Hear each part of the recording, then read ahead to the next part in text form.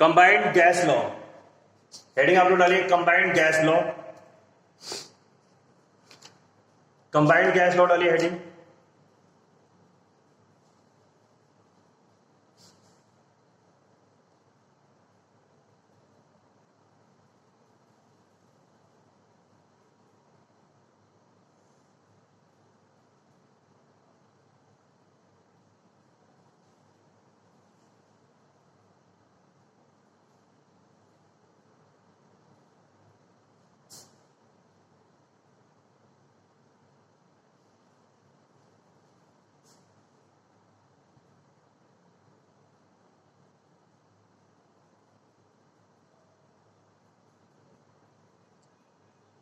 Combined Gauss law में लिखिए it is combination of boys law and Charles law. It is combination of boys law and Charles law. It is combination of boys law and Charles law. Boys law का और Charles law का combination है बेटा, ठीक है। Boys law का आपको पता है V क्या डायरेक्टली प्रोपोर्शनल P है, प्रेशर कांस्टेंट है, और सॉरी चार्ल्स लॉ क्या है, V डायरेक्टली प्रोपोर्शनल टेंपरेचर है जब प्रेशर कांस्टेंट है आपका। बॉयस लॉ क्या है बेटा, V इनवर्सली प्रोपोर्शनल है आपके P के जब आपका टेंपरेचर क्या है, कांस्टेंट है, ठीक है। तो अब एक रिलेशन अगर हम बनाएं V directly proportional to P and inversely proportional to P, ठीक है। तो V बराबर हम क्या लिख सकते हैं, kT अपॉन में P। अगर हम कांस्टेंट वैल्यू लगाते हैं यहाँ पे क्या लिख सकते हैं, kT अपॉन में P, यानी K बराबर क्या हो गया आपका, Pv अपॉन में T, Pv अपॉन में T। It means that P1 V1 upon T1 equal to P2 V2 upon में T2। P1 V1 upon T1 equal to P2 V2 upon T2। ये है बेटा कंबाइंड गैस लॉ। क्या है, combined gas law, ठीक है। तो रिलेशन आपको ध्यान रखना है कि कंबाइंड गैस लॉ जो है वो किस किस लॉ का कॉम्बिनेशन है, बॉयस लॉ और चार्ल्स लॉ, बॉयस लॉ और चार्ल्स लॉ। बस आपको ये ध्यान रखना है। आइडियल को मैंने आपको बताया था बॉयस लॉ, चार्ल्स लॉ और एवोगाड्रो लॉ, और कंबाइंड गैस लॉ किसका कॉम्बिनेशन है, बॉयस लॉ और चार्ल्स लॉ, ठीक है। इस इक्वेशन को पहले नोट कर लीजिए आप लोग। अब आप लोग हेडिंग डालिए बेटा Dalton law of partial pressure, और सारे लॉ को अपने दिमाग में, माइंड में उसको वो करते रहिए। क्वेश्चन के बाद कह जाएगा Dalton law of partial pressure, Dalton law of partial pressure,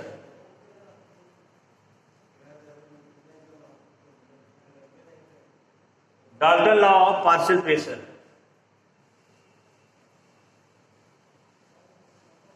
देखिए according to this law,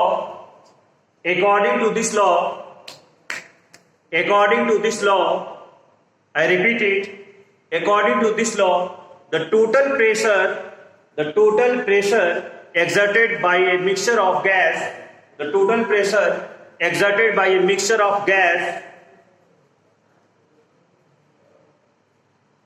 non-reacting gas लिख लीजिए, mixture of non-reacting gas in a definite volume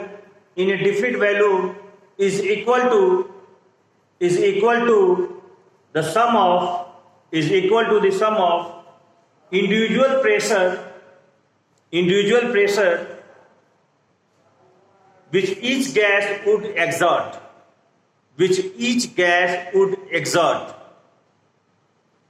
if it's occupied the same volume at constant temperature। अभी सारा सब बस समझ में आ जाएगा, डेफिनेशन बस लिख लीजिए। मैंने बोला कि जैसे कहने का मतलब इसका ये है कि मान लीजिए एक कंटेनर है बेटा, ठीक है, उसके अंदर मान लीजिए O2 है, N2 है, H2 है, तीन गैस है, ठीक है। तो इनका इंडिविजुअल गैस मान लीजिए P के द्वारा अपना खुद का जो प्रेशर होगा वो PO2 होगा, इसका जो खुद का प्रेशर होगा वो PN2 होगा, और इसका खुद का जो प्रेशर होगा वो PH2 होगा। तो जो भी गैसेस का अपना खुद का जो प्रेशर होता है उसे हम बोलते हैं partial pressure of that gas. क्या बोलते हैं, partial pressure of that gas, ठीक। तो डाल्टन लॉ के अनुसार क्या है, जो P टोटल है पी टोटल है वो होगा बेटा partial sum of the partial pressure of all the gases. जो सारे गैसेस, तीन गैसेस है, इन सबका क्या होगा, सम होगा, यानी PO2 plus PN2 plus PH2। ये कंसेप्ट हुआ, यानी पी टोटल क्या हुआ, तीनों गैसेस का जो पार्शियल प्रेशर है उसका सम, यानी partial pressure of all the mixture of the gas is equal to the total pressure, is equal to the total pressure. अब हम आते हैं बेटा, अगर हम इंडिविजुअल पार्शियल प्रेशर, मान लीजिए हम ऑक्सीजन की बात कर रहे हैं, ठीक है, अब हम ऑक्सीजन ना लेके हम इसको 1 2 3 4 कर दें। मान लीजिए 4 तरह गैस है, मान लीजिए पी टोटल हमारा है बेटा, एक गैस P1 है, एक गैस P2 है बेटा, और एक गैस आपका P3 है, ठीक है। अगर मैं P1 की बात करूं तो आइडियल गैस इक्वेशन आप लोगों ने पढ़ा, तो आइडियल गैस इक्वेशन का फार्मूला क्या था बेटा, PV equal to nRT। Ideal gas equation ये था, तो P बराबर क्या होता है बेटा, nRT अपॉन में V, ठीक है। अब बेटा कंटेनर सेम है, कंटेनर सेम है, तो जो भी गैसेस हो गए, अब ऑक्सीजन के लिए भी तो वैल्यू यही हुआ, गैस कांस्टेंट वही हुआ, टेंपरेचर क्या हुआ वही हुआ, केवल जो नंबर ऑफ मॉलिक्यूल्स हैं, ऑक्सीजन का अलग होगा, नाइट्रोजन का अलग होगा, हाइड्रोजन का अलग होगा, यानी अलग अलग गैसेस का जो नंबर ऑफ मॉलिक्यूल्स है बेटा वो अलग अलग होगा, वो क्या होगा, अलग अलग होगा। अब इसके लिए P1 बराबर क्या लिखेंगे आप, N1RT अपॉन में V। P2 बराबर क्या लिखेंगे बेटा, N2RT अपॉन में V। P3 बराबर क्या लिखेंगे बेटा, N3RT अपॉन में V, ठीक है। और P टोटल बराबर क्या लिखेंगे बेटा, अब तीनों को आप जोड़ दीजिए, तो RT अपॉन V कॉमन हो जाएगा, ब्रैकेट में क्या होगा, N1 plus N2 plus N3,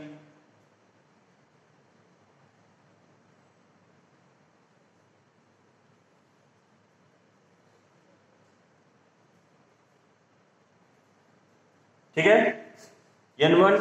अब इसको नोट करिए पहले आप, ठीक है बेटा। अब थोड़ा सा आगे हम लोग आते हैं, एक स्टेप और आ गया है।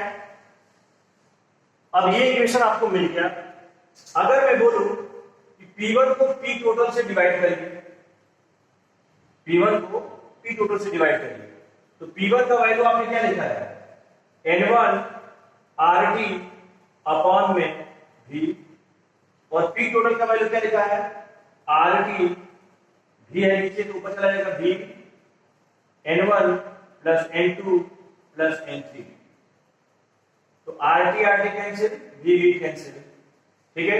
P1 अपॉन में P टोटल, ये क्या आ गया बेटा, mole fraction of 1, mole fraction किसका आ गया, 1 का, ठीक है, मोल फ्रैक्शन किसका आ गया, 1 का, यानी पार्शियल प्रेशर ऑफ 1 बराबर क्या हो गया, mole fraction of 1 multiply by P total, यानी पार्शियल प्रेशर ऑफ, मान लीजिए कोई गैस 1 है, हम मान लीजिए कोई गैस क्या है, 1 है, ठीक है, तो mole fraction of 1 multiply by P total. तो अगर आपको P टोटल दिया रहेगा, मोल फ्रैक्शन दिया रहेगा, तो पार्शियल प्रेशर निकाल दोगे, या फिर पार्शियल प्रेशर किसी एक का दिया रहेगा और P टोटल दिया रहेगा तो मोल फ्रैक्शन आ जाएगा, बोलिए आ जाएगा, ठीक है। तो ये है इक्वेशन बेटा आपका, तो एक इक्वेशन ये याद रखिए, ये याद रखिए आप लोग, और इसको याद रखिए, यही है बेटा Dalton law of partial pressure, ठीक है, ओके। आप लोगों को बता देता हूं फिर से, एक बार रिवाइज कर दे रहा हूं मोल फ्रैक्शन के बारे में, ठीक है बेटा।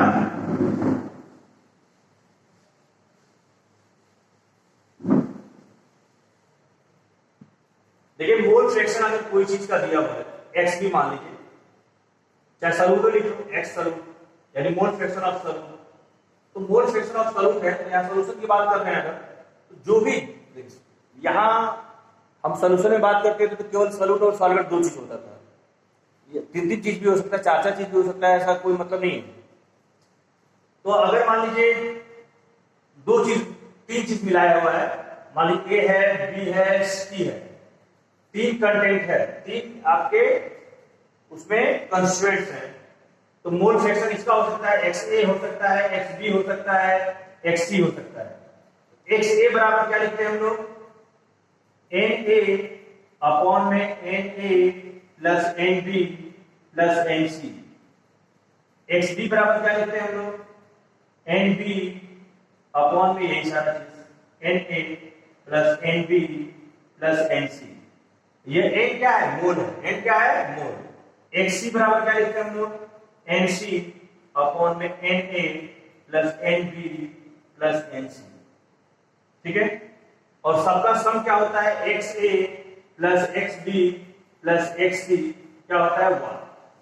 जोड़ के आप देख लीजिए, नीचे सबका सेम है तो ऊपर क्या हो जाएगा, NA plus NB plus NC upon में क्या हो जाएगा, NA plus NB plus NC, तो डिवाइड करोगे तो क्या आएगा, 1 आएगा। इन तीनों का सम क्या होगा, 1।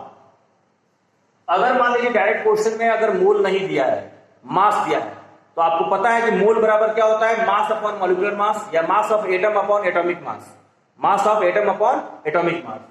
अगर मान लीजिए यहां पे Na क्या है, मास ऑफ A अपॉन में मॉलिक्यूलर मास ऑफ A।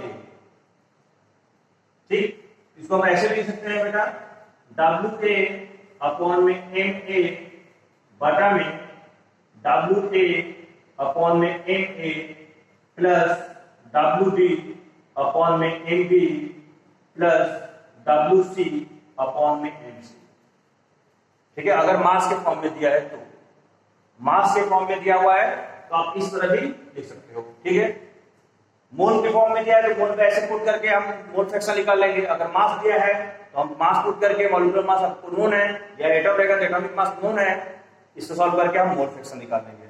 जब मोल फ्रैक्शन निकाल लेंगे तो हमारा आधा से ज्यादा काम हो जाएगा। अब क्वेश्चन नोट करिए आप लोग, a neon and oxygen gas mixture, a neon and oxygen gas mixture contain, a neon and oxygen gas mixture contain 70.6 gram, 70.6 gram of oxygen gas, इतना दिया है oxygen gas, and 167.5 gram neon, 167.5 gram neon. if the pressure of the gas in cylinder, if the pressure of the gas in cylinder 25 bar,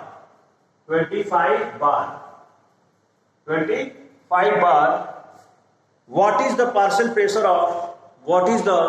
partial pressure of oxygen and neon, what is the partial pressure of oxygen and neon।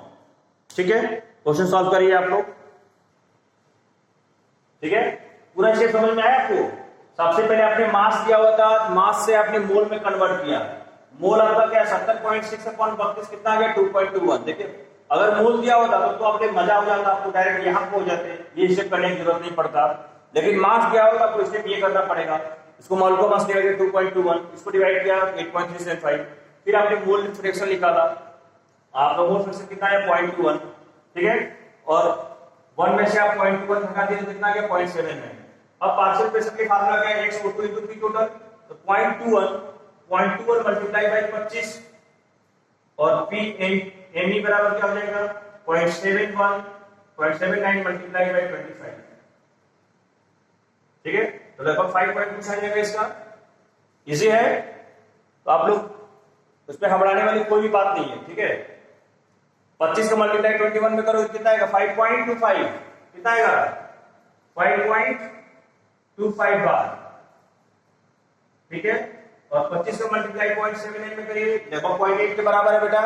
तो लगभग आपका 20 के करीब में आएगा। कितना आएगा, बेटा, 19.75, 19.75 यानी 19.75 बार आपका आ गया। या एक का निकालोगे तो अपने आप दूसरे का आ जाएगा, क्योंकि दोनों का मिला के 25 आना चाहिए। एक का अगर 5.25 आ गया तो 25 में से 5.25 माइनस कर दोगे तो दूसरे वाले का अपने आप आ जाएगा। तो अगर आप एक का भी निकाल लेते हो दूसरे का भी आप आसानी से निकाल दोगे। ठीक है, क्लियर हुआ बात? सॉल्व करिए पूरा।